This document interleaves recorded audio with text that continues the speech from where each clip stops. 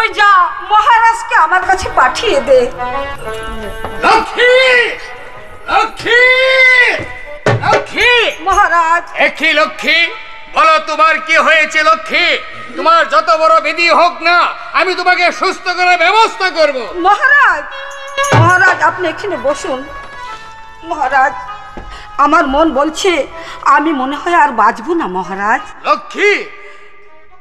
মহারাজ আপনি বসুন, আপনি আমার মাথায় হাত দিয়ে প্রতিজ্ঞা করুন, আমি মরে যাবার পর কোনদিন আপনি দ্বিতীয় দান গ্রহণ করবেন না। লক্ষ্মী, আমায় আপনি কথা দিন মহারাজ। লক্ষ্মী আমি কথা দিচ্ছি, তোমার মৃত্যুর পরে আমি যতদিন এই পৃথিবীতে বেঁচে থাকবো, বাকি জীবনে আমি আর কোনোদিন দ্বিতীয় ধার গ্রহণ করবো না লক্ষ্মী। আমার তৃতীয় স্বার্থ আমার আপন আমার দুলাল, এদের দু ভাইকে লেখাপড়া শিখিয়ে একটা আদর্শ মানুষ করে গড়ে তুলবে। হ্যাঁ লক্ষ্মী, আমি তাই করবো লক্ষ্মী, আমি তাই করবো। আমার তৃতীয় স্বার্থ আমার আপনকে বানাবে এই ধর্মপুরের রাজ্যের রাজা, আর দুলালকে বানাবে প্রধান সেনাপতি। হ্যাঁ লক্ষ্মী, আমি তাই করবো তোমার কথা অনুযায়ী। মহারাজ, মীর কাসিম কোথায়? মীর কাসিমকে ডাকুন। কে কোথায় আছে? সেনানায়ক মীর কাসিমকে পাঠিয়ে দে। মহারাজ হুকুম করুন। একই দেবী আপনি অসুস্থ, আপনি কিছু ভাববেন না মহারাজ। এই মুহূর্তে বিরাজ মীর কাসিম, আমার আপন দুলাল কোথায়? ওদেরকে একটু নিয়ে এসো না ভাই। মীর কাসিম ভাই আমার, আমি তোমাকে পথের ধুলো থেকে কুড়িয়ে এনে সেনাপতির পদে বহল করে এই সেনাপতির দায়িত্ব তোমায় দিয়েছি। বড় ভাই, তুমি কি আমার একটি কথা রাখবে? একই বলছেন দেবী, শিশুকালে আমি মা বাবাকে হারিয়ে আপনাদের স্নেহ আদর্শ বড় হয়ে উঠেছি। আজকে এমন কি কথা আপনার রাখতে হবে? প্রয়োজন হলে এই বীর কাসিম তার তাজা রক্ত দিয়ে হলো আপনার। আমার প্রথম স্বার্থ আমি মরে যাবার পর মহারাজ যেন কোনোদিন দ্বিতীয় দ্বার গ্রহণ না করে। আমার তৃতীয় শর্ত আমার আপন আমার দুলাল এদের দু ভাইকে লেখাপড়া শিখিয়ে একটা আদর্শ মানুষ করে গড়ে তুলবে। আমি আপনার মৃত্যু সজ্জায় দাঁড়িয়ে দেবী কথা দিলাম, এই মুসলিম যুবক যতদিন পর্যন্ত এই ধর্মপুর প্রাসাদে জীবিত থাকবে, ততদিন পর্যন্ত পৃথিবীর এমন কোন শক্তি নেই মহারাজকে দ্বিতীয় দ্বার গ্রহণ। আমার তৃতীয় শর্ত আপনকে বানাবে ধর্মপুরের রাজ্যের রাজা, আর দুলালকে বানাবে প্রধান সেনাপতি। দেবী, আপনার দুলালকে যতদিন পর্যন্ত মানুষের মতো মানুষ করে আমি এই রাজ্যে প্রতিষ্ঠিত না করতে পারি, ততদিন পর্যন্ত এই মুসলিম যুবকের দরবারে কিছুতেই সে। হায় ভগবান, আমার আপন আমার দুলাল এদেরকে কার কাছে রেখে যাব?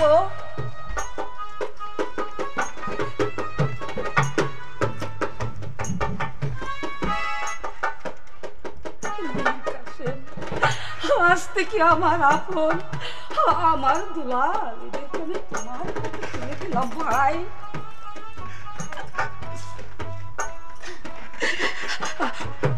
মহারাজ, মহারাজ, আমার পায়ের তলা থেকে মাটি সরে যাচ্ছে না। ও তো নিয়তি আমার চুলের মুঠি ধরে টানছে, ও তো কে যেন আমায় বলছে পুরে রানী রাজ লক্ষ্মী সুন্দর পৃথিবীর দেশ দিয়া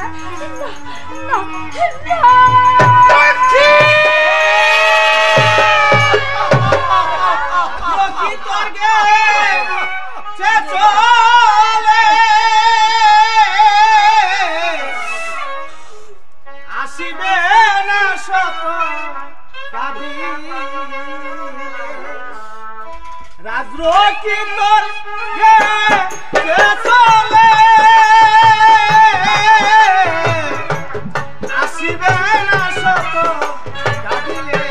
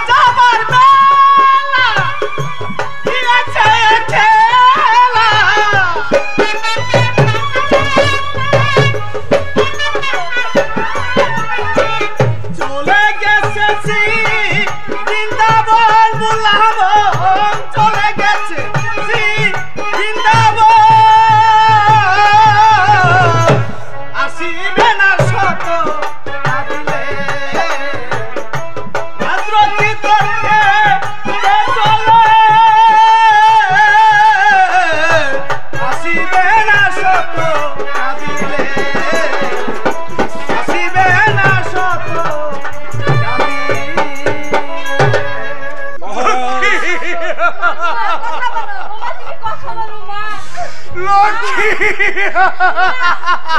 দাদা আপনি পিতা পিতা পিতা বলুন আমার মা কেন কথা বলছে না? পিতা ও কাছেন কেন?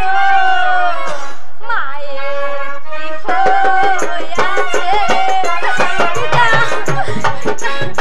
মা গো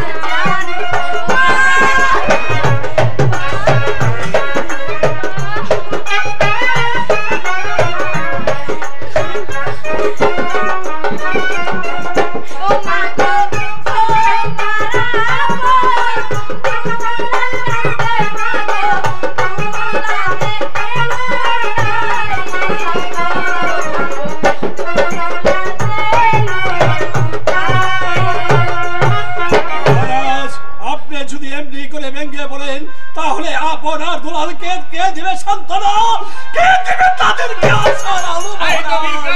আমি আপনে দুলালের মতো ভেঙে পড়বো না। মন্ত্রী জন বাহাদুর মহারাজ, শিবসালামির কাসেম মহারাজ, আমি আপনে দুলালকে নিয়ে চলে যাচ্ছি অন্তপুরে। তোমরা যত তাড়াতাড়ি পারো রানীর সৎ কাজের ব্যবস্থা করো। না পিতা, মাকে ছেড়ে আমরা কোথাও যাব না, কোথাও যাব না। মা মা গো মা গো মা। রানী রাজলক্ষ্মী, একদিন তুমি আমাকে রাস্তার দুলো থেকে কুড়িয়ে এনে নিজের সন্তানের মতো লালন পালন করে এই ধর্মপুর প্রাসাদে আমাকে প্রতিষ্ঠিত করেছ। তুমি আমাকে গর্ভে না ধরেও প্রতিটি মুহূর্তে গর্ভধারিণী সন্তানের মতো আমাকে লালন পালন করেছ। তাই তো তোমার সেই সন্তান নিজ হাতে তোমার লাশ শ্মশান। খবরদার খবরদার মুসলিম, তুমি ওকে স্পর্শ করতে পারবে না। কেন? কারণ তুমি হয়েছ মুসলিম। যদি রানী রাজরক্তির মৃতদেহ স্পর্শ করো তাহলে তার মৃতদেহ ওই স্বর্গে যাবে না। বেশ, ঠিক আছে মন্ত্রী জন বাহাদুর, আমি বর্ষা করলে রানী রাজলক্ষ্মী যদি নরকে যায় তাহলে আমি করব না। আপনি যদি শ্মশান মানে রানী রাজলক্ষ্মীর মৃতদেহ শ্মশানে তুলে দেন, এই মুসলিম যুবক আপনাকে জানাবে শ্রদ্ধার বন্ধনী। আর যদি তা না করে চক্রান্ত করেন তাহলে এই মুসলিমের আপনাকে ক্ষমা করবেন না।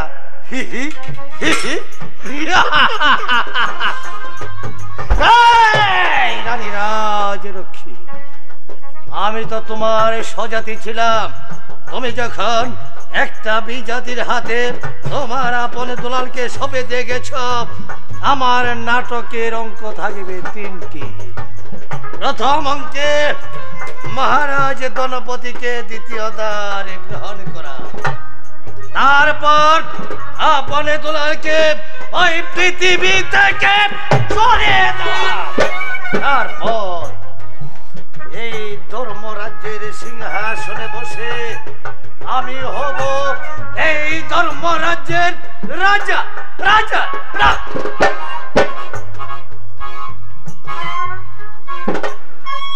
সিংহাসন তুমি অপেক্ষা করো, তোমার মাঝে কে বসবে? বসবে মন্ত্রী জন বাহাদুর।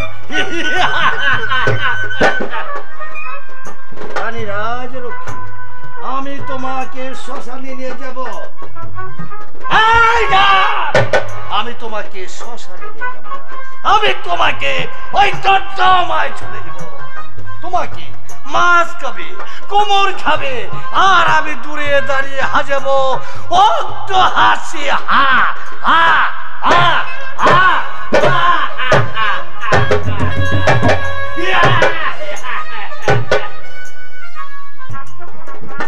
মা, মা তুমি কোথায় গেছো মা? দুলাল, কাঁদিস না ভাই দুলাল, মা যে কারো চিরদিন থাকে না রে ভাই। দুলাল, এমনি ভাবে আর তোদের মায়ের সুখে কাঁদিস নে। আজ থেকে দুলাল আপন থাকবে আমার সিংহাসনের পাশে, আর আমি দুলালকে আমার বক্ষে ধারণ করে এই সিংহাসন পরিচালনা করব। মহারাজের জয় হোক। মন্ত্রী জং বাহাদুর মহারাজ, আপনার সঙ্গে আমার কিছু জরুরি আলাপ আছে। বলুন, কি বলতে চান? আপন দুলালকে আপনি অন্তঃপুরে পাঠিয়ে দিন মহারাজ। মন্ত্রী জং বাহাদুর এমন কি কথা বলবেন যে আমার স্নেহের মানিক আপন দুলাল শুনতে পারবে না? ওদের সম্মুখে কথাটা বলা সম্ভব হবে না। এই যদি হয়, উনি আপন দুলাল তোরা খেলা করে খেলা করগে, এমন কি কথা পিতা আমাদের সামনে বলতে পারবেন না? ওইটা আমি মন্ত্রীর সঙ্গে বুঝবো। তোরা খেলা করগে, আমি পরে আসছি।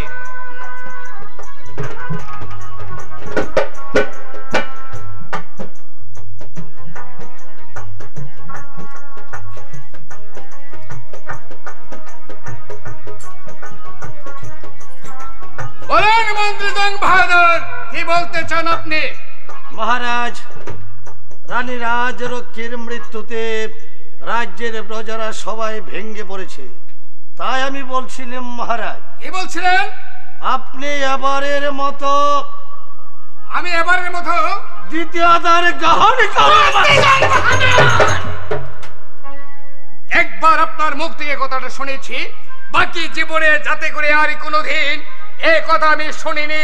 রাজলক্ষ্মীর সঙ্গে আমি প্রতিশ্রুতি দিয়েছি, আমি জীবনে কোনোদিন দ্বিতীয় দ্বার গ্রহণ করব না। মহারাজ, বলুন, আপনি কি রাজ্যের প্রজা সাধারণকে আপনি চান না? অবশ্যই চাই। তাহলে আপনাকে দ্বিতীয় দ্বার গ্রহণ করতে। রাজাদের মঙ্গলের জন্য আমি আমার প্রতিশ্রুতি রক্ষা করতে ভঙ্গ করতে পারবো না। মিথ্যা কথা মহারাজ, মিথ্যা কথা। রানী রাজলক্ষ্মীর মৃত্যুর পর থেকে ধর্মপুরের সমস্ত প্রজারণ ব্যাহত হয়েছে। আমার মনে হয় মন্ত্রী জং বাহাদুরের মাথায় বিমরাতি ধরেছে। ওকে কিছুদিনের জন্য অবসর দেন, বাইরে থেকে ঘুরে এসে কথাটা ঠিক করে নে। তার পূর্বে আমি জানতে চাই, সেনানায়ক মীর কাসেম আপনি কেন এসেছেন? আমি এসেছি মহারাজ আপনার অনুমতি নিয়ে এই মুহূর্তে আপনার দুলালকে আমার এক বাল্য বন্ধু মাস্টারের কাছে নিয়ে যেতে। মীর কাসেম, এই মুহূর্তে আপনি চলে যান, আমার অনুমতির কোনো প্রয়োজন হবে না। বেশ, তাই চলে যাচ্ছি। যাবার পূর্বে আপনি অনুমতি দিলে আমি মন্ত্রী জং বাহাদুরকে দু চারটা কথা বলতে চাই। বলো, কি বলতে চাও? মন্ত্রী জং বাহাদুর, আমি এই মুহূর্তে ছুটে যাচ্ছি আপনার দুলালকে নিয়ে শিক্ষাগ্র মাস্টারের বাড়িতে। ফিরে আসতে আমার হয়তো 2-4 দিন হতে পারে। ফিরে যদি এসে দেখি মহারাজের কোনো ক্ষতি করেছ, তাহলে আমি তোমাকে কিছুতেই ক্ষমা করব না। মন্ত্রী জং বাহাদুর, মহারাজ, আপনি আর একটি কথা আপনি মনে রাখবেন। বলুন। আমি যতদিন এই পৃথিবীতে বেঁচে থাকবো, কোনদিন আপনি দ্বিতীয় ধার গ্রহণ করার কথাটি বলবেন না। মহারাজ, মহারাজ, আমি বলছিলাম কি মহারাজ, আপনি যদি দ্বিতীয় দ্বার গ্রহণ না করুন, তাহলে আপনার ধর্ম রক্ষা হবে।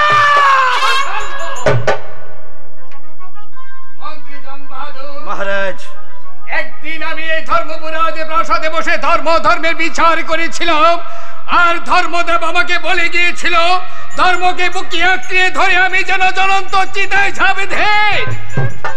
মন্ত্রী জং বাহাদুর, মহারাজ, আজ যদি আমার ধর্মই রক্ষা না হয়, তা হবে বৃথায় আমার এই রাজ্য পরিচালনা, বৃথায় হবে আমার সে বেঁচে থাকার জীবনটা। তাই তো আমি চাই শুধু ধর্ম রক্ষার জন্য আমি আমি আমি আবার দ্বিতীয় অবতার গ্রহণ করব। মহারাজ, তবে ভাবছি এই বৃদ্ধ বয়সে কে আমাকে বরমাল্য দিবে। সব ব্যবস্থা আমি করব মহারাজ। করবেন? স্বয়ংবর সভা হবে, স্বয়ংবর সভা হবে, এখানে আমরা যাব। ওই চন্দ্রা দেবী আপসে আপনার ঘরে বরমাল্য পরিয়ে দেবে। তাই যদি হয় আর বিলম্ব নয় মন্ত্রী মহাশয়, আমি যাব আমার ধর্ম রক্ষার জন্য সেই স্বয়ংবর সভায়। আসুন আমার সঙ্গে। দাঁড়ান মহারাজ, এই মুহূর্তে আপনি মীর কাসিমকে ডেকে আপনি তার হাতে রাজ্যভার 2 দিনের জন্য তুলে দিয়ে যান। মীর কাসেম, আদেশ করুন মহারাজ। মীর কাসেম, হুকুম করুন মহারাজ। আমি 2 দিনের জন্য শিকারে যাব, আর শিকার থেকে ফিরে না আসা পর্যন্ত আপনার হাতে আমি অর্পণ করলো আমার সিংহাসন। কি বলছেন মহারাজ? আমি হচ্ছে এই রাজ্যের প্রধান সিংহাসনা, আপনাকে শিকারে নেওয়ার দায়িত্ব হচ্ছে আমার, কিন্তু আপনি মন্ত্রী জং বাহাদুরকে কেন নিয়ে যাবেন? আমি জানি আমার অবর্তমানে আপনি পারবেন আমার এসে সিংহাসন পরিচালনা করতে, তাই মন্ত্রীকে আমার সঙ্গে নিয়ে আমি 2 দিনের জন্য শিকার খেলতে যাব। বেশ মহারাজ, আপনি যা ভালো মনে করছেন তাই করছেন। তাই মন্ত্রী জং বাহাদুর, আপনি মহারাজকে যেমনি ভাবে নিয়ে যাবেন ঠিক তেমনি ভাবে আশা করি এই প্রাসাদে নিয়ে আসবে। মহারাজ, মন্ত্রী জং বাহাদুর, মহারাজ, শুভ কাজে আর বিলম্ব করতে নেই। চলো নামাধীর গতিতে আমরা চলতে থাকি।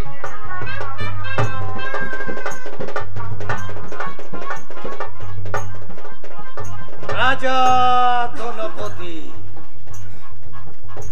এইবার শোনো, আমি তোমাকে দ্বিতীয় দ্বার গ্রহণ করাতে রাজি করেছি। দ্বিতীয় শর্ত, আমি আপন দুলালকে ওই পৃথিবী থেকে তারপর ধর্মরাজ্যের রাজ সিংহাসন আমাকে ডেকে বলছে, জং বাহাদুর তুমি আমার কুলে সব, এই কাজে সিংহাসন আমি তোমার কুলে বসে আমি হব রাজা রাজা রাজা।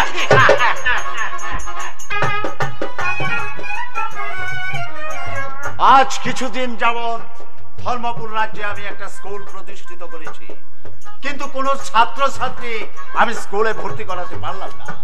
কিন্তু আমাকে কথা দিয়েছিল আমার বাল্যবন্ধু মীর কাসেম। মীর কাসেম, এসো বন্ধু। হঠাৎ তোমার মুখখানে এত মলিন দেখছি কেন? বন্ধু, রানী রাজলক্ষ্মী, হ্যাঁ রানী রাজলক্ষ্মী, রানী রাজলক্ষ্মী আমাদেরকে ছেড়ে চিরদিনের জন্য চলে গেছে। ভগবান, এ কি বলছো মীর কাসেম? হ্যাঁ বন্ধু, রানী রাজলক্ষ্মী আমাদেরকে ছেড়ে পরলোক গ্রামে চলে গেল, অথচ তুমি আমাকে এই সংবাদটুকু তুমি আমাকে ক্ষমা করো বন্ধু। রানী রাজলক্ষ্মীর মৃত্যুর পর থেকে ধর্মপুর প্রাসাদে মন্ত্রী জং বাহাদুর এমন একটা চক্রান্তের সৃষ্টি করছে, সেটাকে স্তব্ধ করতে এই সিংহাসনা মীর কাসেমকে এই প্রান্ত থেকে অপর প্রান্ত পর্যন্ত সর্বদাই ঘুরে বেড়াচ্ছে। কিন্তু আমি কথা দিয়েছিলাম মাস্টার, রানী রাজলক্ষ্মীর 2টি সন্তানকে আমি মানুষের মতো মানুষ করে তুলবো, তাই তো তোমার কাছে আজ আমি ছুটে এসেছি মাস্টার। ওরে বন্ধু, আমরা ছোটবেলার বাল্য বন্ধু। তুমি যখন রাজলক্ষ্মীকে কথা দিয়েছো, সেই কথা আমিও দিলাম। আজ থেকে আপন দুলাল আমার কাছেই মানুষ হবে। তাহলে আজ থেকে আমি জানি তুমি মাস্টার তোমার আদর্শ আর স্নেহ মায়া মমতা দিয়ে আপন দুলালকে সুশিক্ষিত করে একটা আদর্শের মানুষ করে তুলবে। একদিন আপনকে হতে হবে ধর্মপুর রাজ্যের রাজা, আর দুলালকে হতে হবে তার প্রধান সিংহাসন। কাকা বাবু, আপনি কোথায় যাচ্ছেন? আপনাকে ছাড়া যে আমরা এখানে থাকবো। ওরে আপন, ওরে দুলাল, ওই যে দেখ একটা গাছের ডালায় 2টি পাখি কি সুন্দর করে খেলা করছে। আর ওই দেখ, ওই যে 2টি পাখি, ওই পাখিটা তুই নিবি, এই পাখিটা আমি নিব, ঠিক আছে? আচ্ছা আপন দুলাল, গুরুদেব, দুঃখ করো না আপন দুলাল। পিতা মাতা চিরদিন কারো জীবিত থাকে না, সবাইকে একদিন এমনি ভাবে চলে যেতে হবে। আমি শিক্ষাগুলো আজ থেকে তোমাদের পিতা মাতার দায়িত্ব আমি মাস্টার নিলাম। তোমরা অনেক পরিশ্রান্ত, চলো তোমাদের কিছু খেতে দেবো। তাই চলুন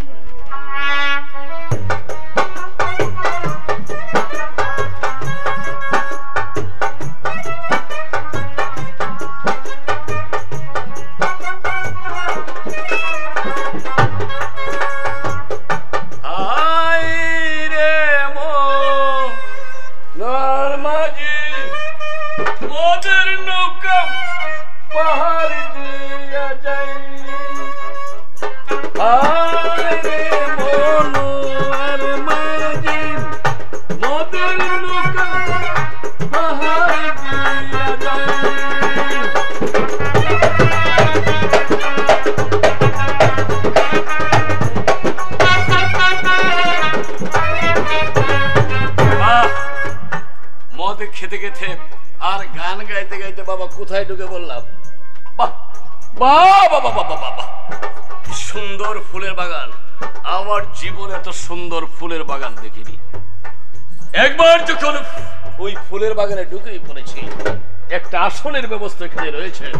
বেশ, পা দুটো আমি ঠিক রাখতে পারছি না, এখানে একটু বিশ্রাম করে নেই, সময় মতো আবার বাবা আমি চলে যাব। ঠিক আছে বাবা আব্দুল আলিম, তুমি সময় মতো আমাকে জাগিয়ে দেবে, কেমন?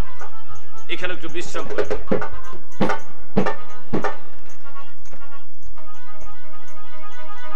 বাহ, বাগানে আজ কত সুন্দর ফুল ফুটেছে, কিন্তু এই ফুলের মালা আমাকে গাঁথতেই হবে।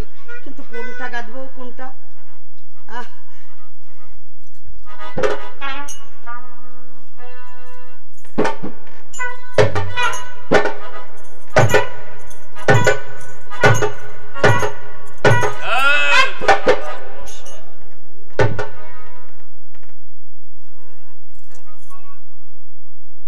আমার পিতার আদেশ ছিল বিনা অনুমতিতে কেউ আমার ফুলের বাগানে প্রবেশ করতে পারবে না। আচ্ছা, অনুমতি ছাড়াই যখন ঢুকে পড়েছে, তখন আমার পিতার কাছে বলে ওর শাস্তির ব্যবস্থাটা আমি নিজেই।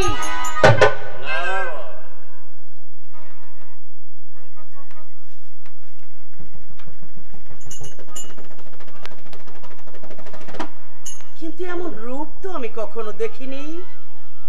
ঠিক আছে, আমি একবার ওকে ডেকেই দেখি না, আমার ডাকে ও সাড়াটা দেয় কিনা।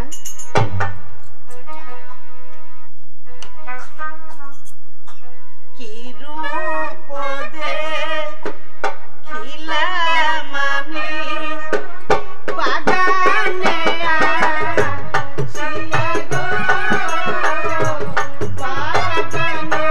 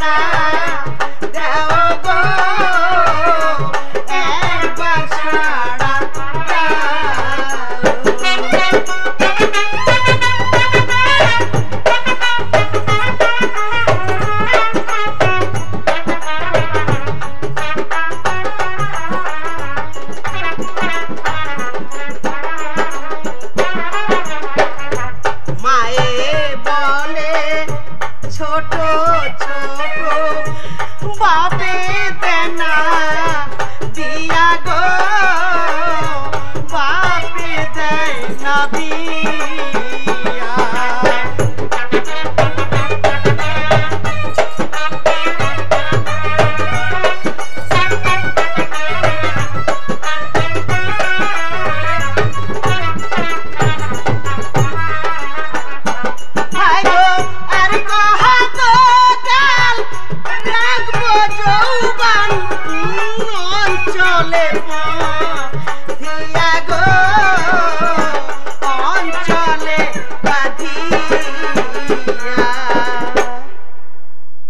কিন্তু এত করে ডাকলাম তবু তো আমার ডাকে সাড়া দিল না।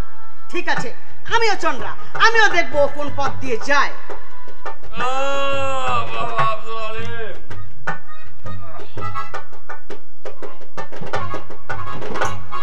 কি ব্যাপার? কে তুমি? আমার রাস্তার মধ্যে দাঁড়িয়ে আছো, কথা বলো।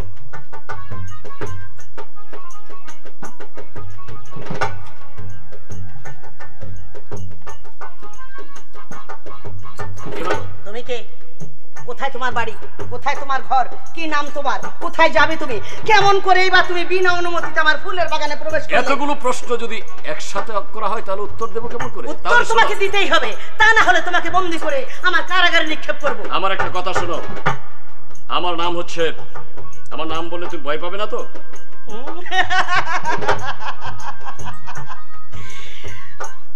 তোমার নামটা শুনে আমি ভয় পাবো? তাহলে শোনো। ঠিক আছে, তোমার নামটা বলো। আমার নাম হচ্ছে হেকমত আলী গুন্ডা। এই সেই হেকমত আলী গুন্ডা যার নাম শুনলে বাঘে মোষে এক ঘাটে জল খায়। তাহলে তার আমার এখানে থাকা চলে না, আমি এখান থেকে। দাঁড়াও, অনেক চেষ্টা করে তুমি আমার সবকিছু পরিচয় নিয়েছো, তোমার পরিচয় না দিয়ে তুমি এখান থেকে এক পাও যেতে পারো। তাহলে তোমার কথাটা তোমাকেই আবার আমি ফিরিয়ে দিচ্ছি। আমার পরিচয়টা পেয়ে তুমি আবার পালিয়ে যাবে না তো? আশ্চর্য ব্যাপার, আমি হেকমত আলী গুন্ডা, আমি পালিয়ে যাব? ঠিক আছে, বলো বলো বাবা, বলো তোমার পরিচয়। আমার পিতার নাম হচ্ছে, আগে আমার নামটা বলি। হ্যাঁ বলো। আমার নাম চন্দ্রা দেবী। বাবা, পিতার নামটা বলি। হ্যাঁ বলো। আমার পিতা হচ্ছে অজয় রাজা।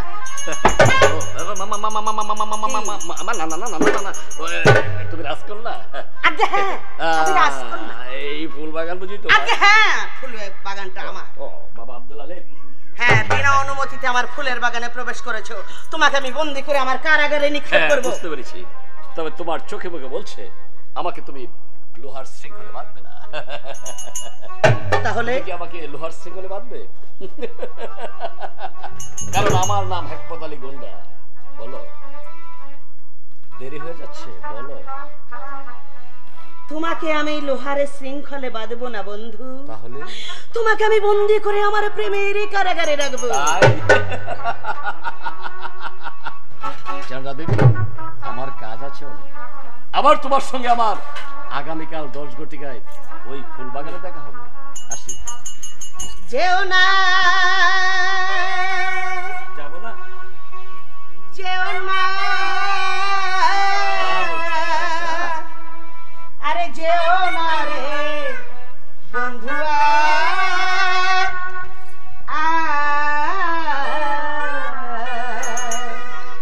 বলো না যাই যাই যাই, বলো না যাই যাই যাই, যেও না যেও না, যেও না রে বন্ধুয়া, যেও না যেও না, যেও না রে বন্ধুয়া, বলো না যাই যাই যাই, বলো না যাই যাই যাই।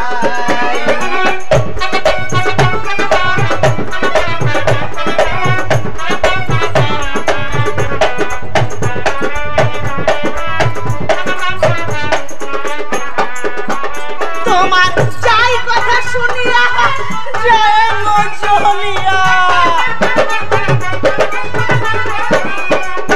যাই কথা শুনিয়া জয়ঙ্গ জহলিয়া, অন্তরে কত ব্যথা বাইরে বন্ধুয়া।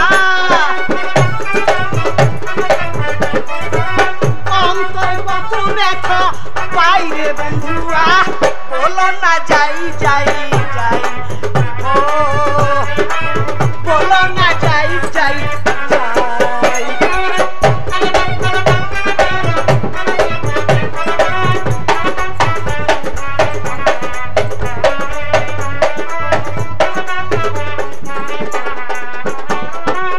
সাগর ছেচিয়া মানিক তুলিয়া যতনে বানাই গলার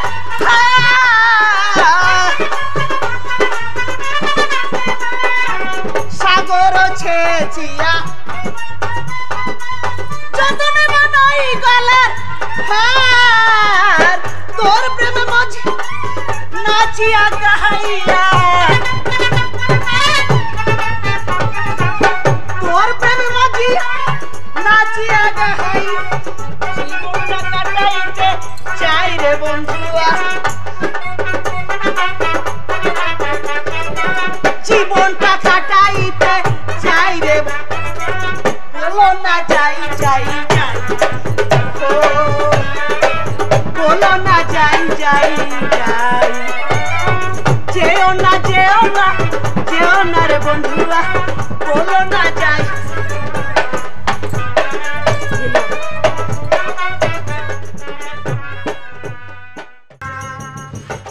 এই তো এসে গেলাম। আমার মনে হচ্ছে এটাই অজয় রাজ্যের রাজ্য আর অজয় রাজার রাজমহল। মহারাজ, অজয় রাজপ্রাসাদের কতটুকু দূরে রয়েছে? হয়তো সন্মুখে মহারাজ। সুস্বাগতম। সুস্বাগতম। কি নাম আপনার? আমার নাম হচ্ছে চন্দ্রপুরের চন্দ্রমোহন রাজা ওরফে বুধাই রাজা। আচ্ছা বসুন। হয়তো চন্দ্রা দেবী বরমাল্য নিয়ে এখন আসবে, দেখা যাক কার ভাগ্যে মেলে। তার পূর্বে আমার পরিচয়টা শুনুন। আমি হচ্ছি ধর্মপুরের রাজাধিরাজ রাজা ধনপতি। কিন্তু মন্ত্রী জং বাহাদুর মহারাজ, স্বয়ং সভার আয়োজন যে এখনো দেখতে পাচ্ছি না। হয়তো চন্দ্রা দেবী এদিকে আসছে মহারাজ।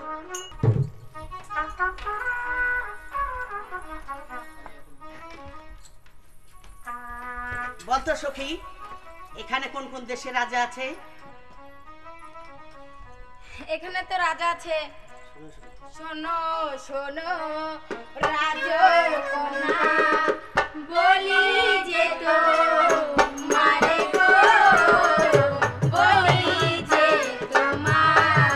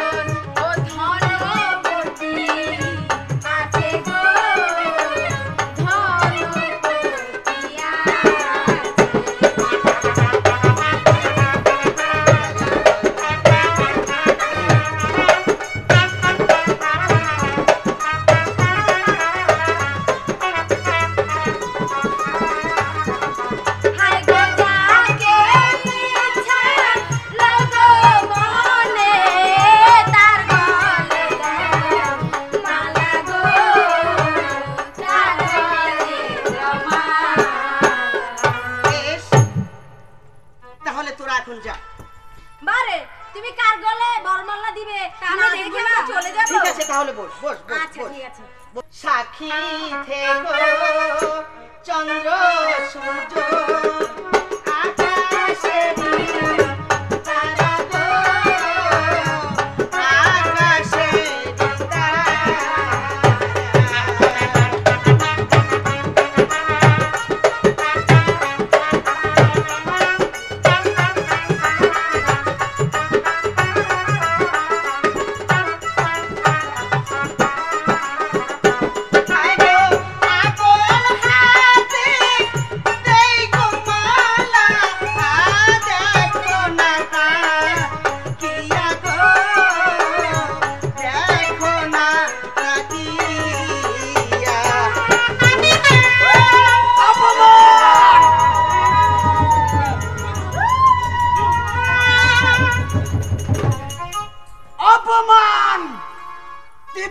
অপমান।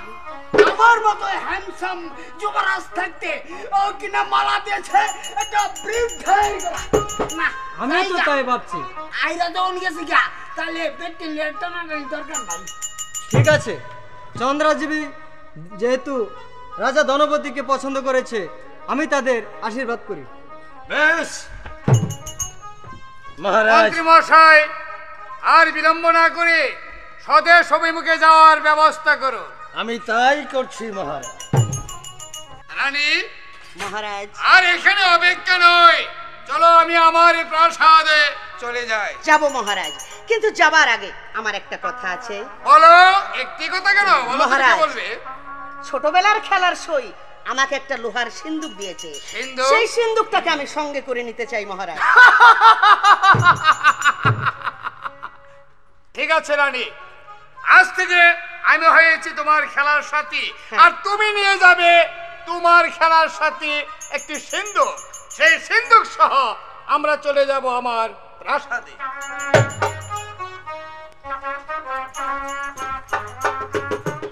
রাজা ধনপতি,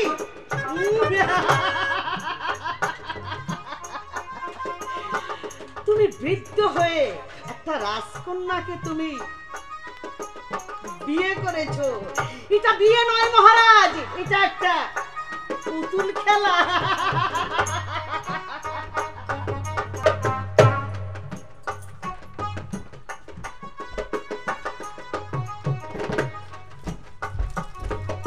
একই রানী, এমনি ভাবে তাকিয়ে তুমি কি দেখছো? দেখছি আপনার এই মহলটা। এই সুন্দর মহলটা কে সাজিয়েছে জানো? কে মহারাজ? এই সুন্দর মহলটা সাজিয়েছিল এ রাজ্যের বড় রানী রাজলক্ষ্মী। উনি এখন কোথায় আছে? বড় পারে চলে গিয়েছে। বেশ মহারাজ, এখানে আমি আসতে আসতে লোক মুখে কি শুনতে পেরেছি জানেন? কি শুনেছো? আমি শুনতে পেরেছি আপনার নাকি দুটি সন্তান আছে। আছে? তারা কোথায় আছে? মাস্টারের বাড়িতে কেন মহারাজ? লেখাপড়া শিখছে। না, আমি যখন মা হয়ে এই প্রাসাদে এসেছি তখন সন্তানে চিরদিন মায়ের কাছেই থাকবে। আপনি তাদেরকে নিয়ে আসুন, আমি দেখব মহারাজ। মা, তুমি মা হয়ে এসেছো, তুমি কি পারবে আমার মাতৃহারা সন্তান আপনার দুলালকে মাতৃস্নেহ দিয়ে মানুষ করতে? পারবো মহারাজ, আমাকে পারতেই হবে।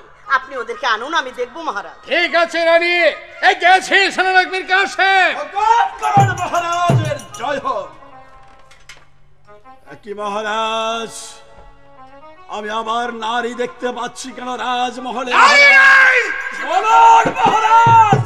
এ হচ্ছে ধর্মপুরের ছোট রানী। আর ছোট রানী এসে আমার স্ত্রীর মানিকা বন্ধুরাকে দেখতে চেয়েছে।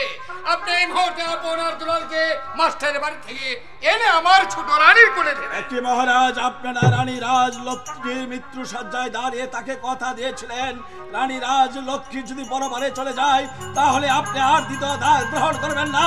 আপনি কি আপনার প্রতিশ্রুতি ভঙ্গ করেছেন? মীর কাসেম, তুমি রাগ করো না, আমি ওদের মা হয়ে এই প্রাসাদে মা! এসেছি। হ্যাঁ, তুমি ওদেরকে নিয়ে এসো, আমি দেখব। আপনি কি পারবেন আমার স্নেহের আপনার দুলালকে মাতৃস্নেহ দিয়ে তাদের মায়ের অভাব ভুলিয়ে দিতে? পারবো। যদি পারেন তাহলে এই মুসলিম যুবক আপনাকে হাজার হাজার শ্রদ্ধার অঞ্জলি জানাবে। আর যদি তাদের মায়ের অভাব না পূরণ করে আমার আপনার দুলালের কোনো ক্ষতি করেন, এই মুসলিম যুবক আপনাকে কিছুতেই আর এখানে বিলম্ব নয়, চলো প্রথম যৌবনে আমরা বিশ্রামাগারে গিয়ে বিশ্রাম করে গিয়ে। সেনাপতি মীর কাসেম, তুমি আমাকে চোখ রাঙিয়ে শাসন করে গেলে। আচ্ছা, আমিও চন্দ্রা, আমিও দেখে নেবো ছলে বলে কৌশলে যে কোনো প্রকারে হোক না কেন এই অপমানের প্রতিশোধ আমি কড়াই গন্ডাই ওয়াকিলি করে নেব। আজ অনেকদিন হলো আপন দুলালকে আমি সুশিক্ষায় শিক্ষিত করছি, কিন্তু আমার বাল্যবন্ধু মীর কাসেম একবারও সংবাদ নিল না।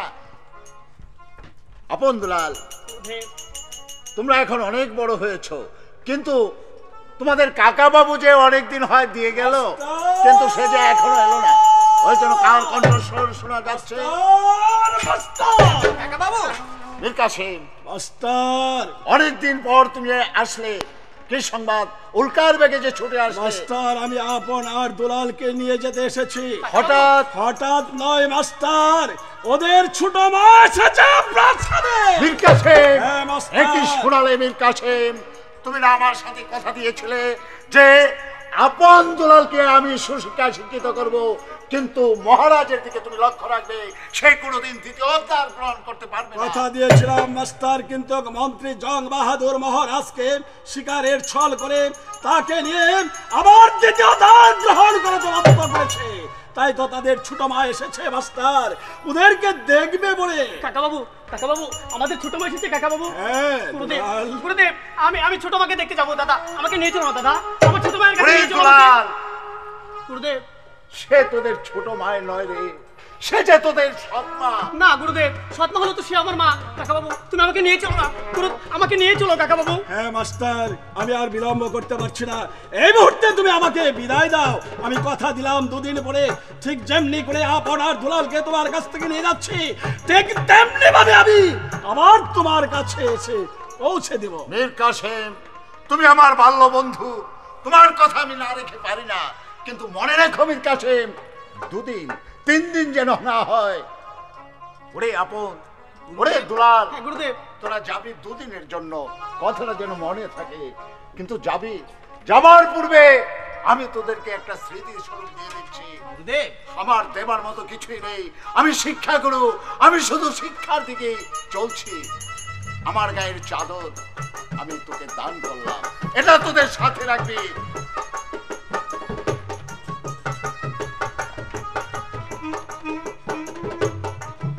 দুলাল, ওরে দুলাল, আমি যে তোর শিক্ষাগুরু, আমার আশীর্বাদ তোর সঙ্গে নেবে, এই হলো তোর আসল পুরস্কার। ঠিক আছে গুরুদেব। দাদা, দাদা আমাকে নিয়ে চলো দাদা। ঠিক আছে। এসো আপন আর মীর দুলাল, কাসেম, মনে রেখো মীর গুরুদেবের কাসেম। কাছ থেকে তোমরা বিদায় নিয়ে এই মুহূর্তে আমার সাথে চলে এসো। ও বিদায় দেন দাই দে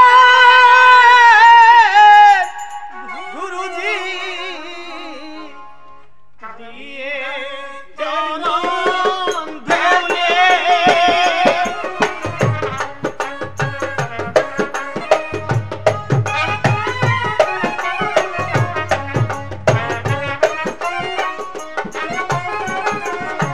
ওগো ফিরে এসে ফিরতে পারি যেন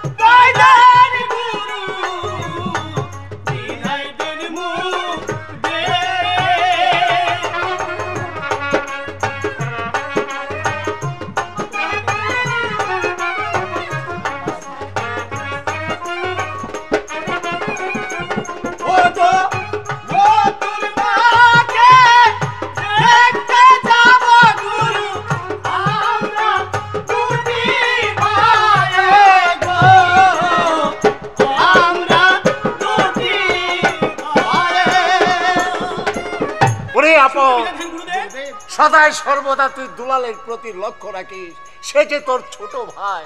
মাস্টার চলো দাদা। যাবার বেলা শুধু আজ তুমি আমাকে একটা কথা দাও মাস্টার, বলো তুমি আমাকে একটা কথা দিবে মাস্টার। মীর কাসেম, হ্যাঁ মাস্টার। ছোটবেলা থেকে দুজন একই সাথে লেখাপড়া করেছি, দুজন দুজনকে ভালোবেসেছি।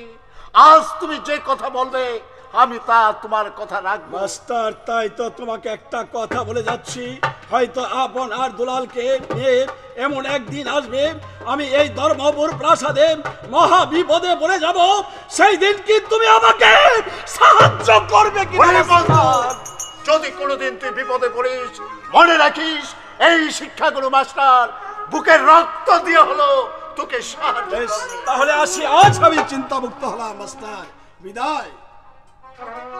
হে ভগবান, তুমি আমার আপন দুলালকে সুখে রাখো, শান্তিতে রেখো ঠাকুর, তাদেরকে শান্তিতে রেখো।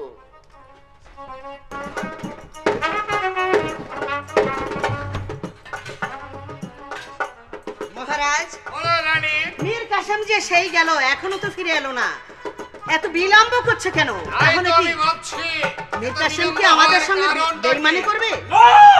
মুসলিম যুবক জীবনে কারো সাথে কোনোদিন বেইমানি করতে পারে না ছোট রানী। তোমার নাম? আমার নাম দুলাল। তুমি কি আমাদের ছোট মা? ওরে আনন্দ বনে দুলাল, সেনারক মীর কাসেম, মহারাজ আপনি এখন যান। তাই যাচ্ছি মহারাজ, তবে যাবার পূর্বে শুধু আমি ছোট রানীর কাছে একটাই মিনতি করছি, আপনি যাতে ওদের মায়ের অভাব কানায় কানায় পড়ে দিতে পারেন। আমি আমার মেহেরবান খোদার কাছে আপনার জন্য অনেক দোয়া করব, অনেক দোয়া করব। ওরে আনন্দ বনে দুলাল, তোরা থাকবে তোদের ছোট মায়ের কাছে খেলা কর, আর আমি চলে যাব তোদের ছোট মায়ের জন্য হরিণ শিকার করতে। মহারাজ, সত্যি যাবেন? অবশ্যই। হরিণ শিকার করতে যাবেন? পিতা, আমরা দুবাই থাকতে আপনি কেন শিকার যাবেন পিতা? ও আমরা দুবাই আমাদের মায়ের জন্য শিকার করবো, তাই না দাদা? কিরে দাদা, তুই যে কথা বলছিস না? হ্যাঁ, তুই যা বলেছিস আমি কি তোর কথা না রাখতে পারি অনেক? আচ্ছা ঠিক আছে বাবা, আমরা দুবাই কিন্তু হরিণ শিকার যাবো বাবা। ঠিক আছে, একে আছে। এই নিন মহারাজ।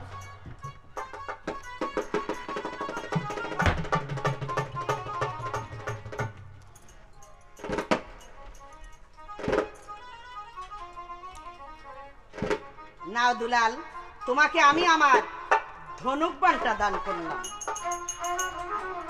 ও সাকি দেখো চন্দ্র সূর্য আসমান আর জমিন,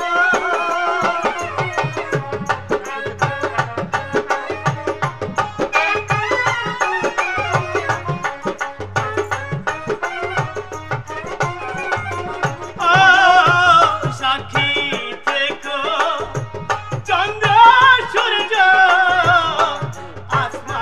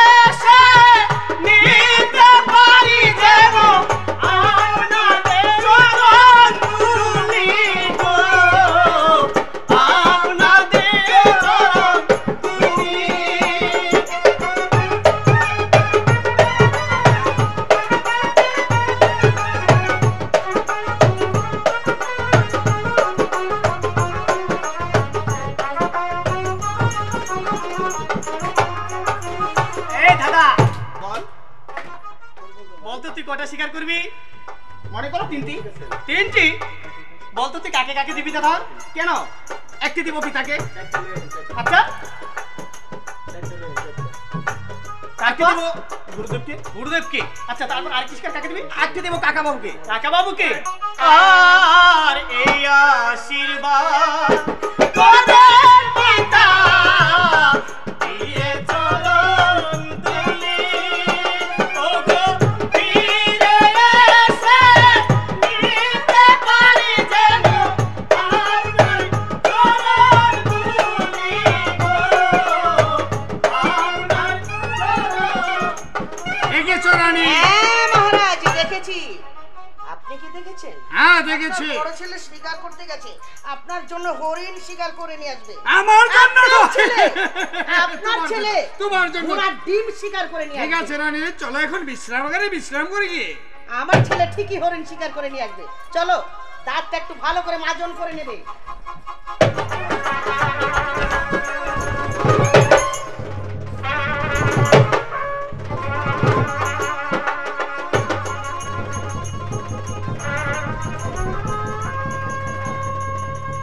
চলে গেল।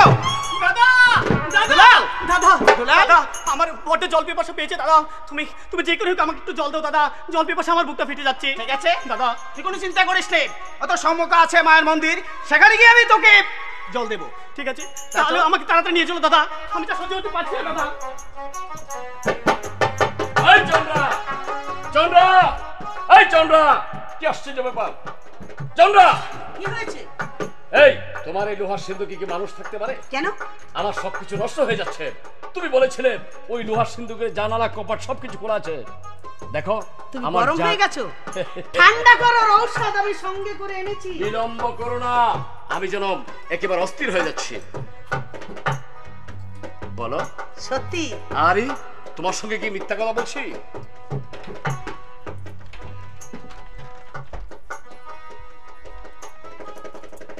তুই যদি আমার হইতি রে ওরে বন্ধু,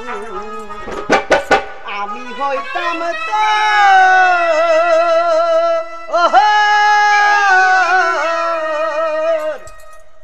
কোলেতে বসাইয়া গত রে, কোলেতে বসাইয়া গত রে করিতাম আদর রে, তুই যদি আমার হইতি রে।